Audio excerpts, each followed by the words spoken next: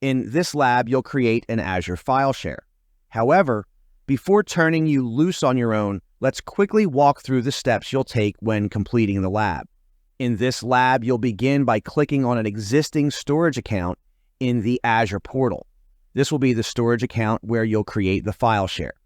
On the overview page for the storage account, you'll click on File Service, which will take you to the section used to manage file shares within the storage account. Next, you'll click on Add File Share. This action will initiate the creation of a new file share. You'll then name the file share Marketing.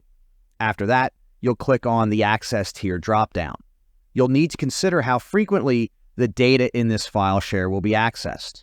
For this lab, you'll select the Hot Tier, ensuring that the file share is optimized for frequent access, which is typical for a marketing file share. After configuring the access tier, you'll click Next Backup to view and configure backup settings.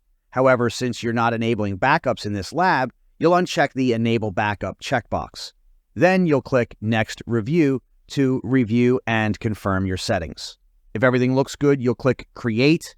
This will finalize the creation of the file share and start the provisioning process in Azure. You'll then wait for the deployment to complete, which may take a few moments depending on the configuration.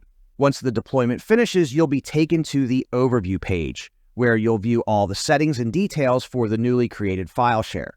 At this point, you'll have successfully created and configured a new Azure file share ready for use in cloud-based file storage scenarios.